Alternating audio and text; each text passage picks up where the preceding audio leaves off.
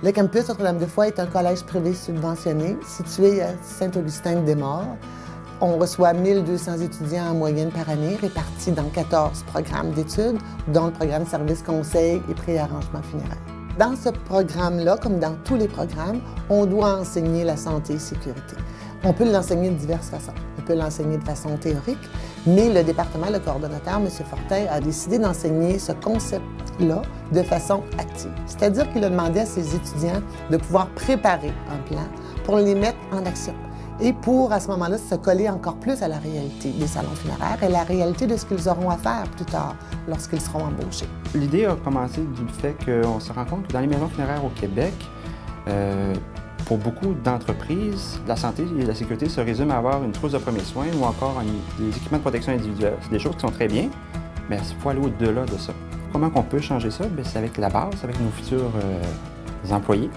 Donc, comment les former à être capables de créer un plan de santé et sécurité au travail puis l'emporter auprès d'employeurs pour qu'on puisse le mettre en application. C'était un peu l'idée originale de notre projet.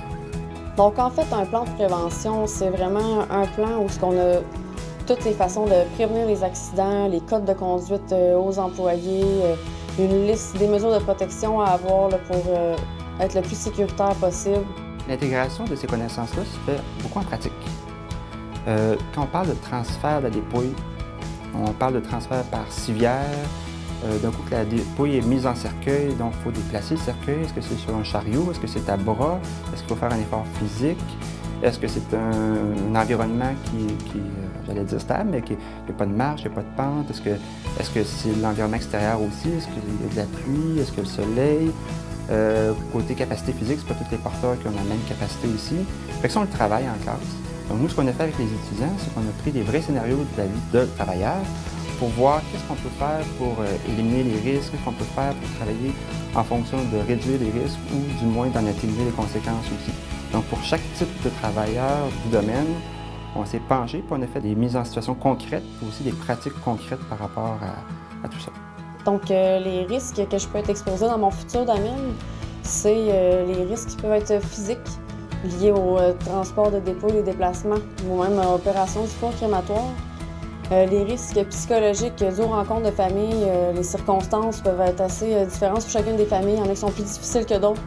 Les avantages pour un employeur de m'engager moi, qui a eu la formation santé, sécurité au travail au milieu funéraire, c'est que j'ai vraiment les connaissances acquises pour faire face aux risques, les reconnaître, puis vraiment appliquer les mesures sécuritaires là, pour moi et également tout le restant de mes collègues de travail, ainsi que mes supérieurs.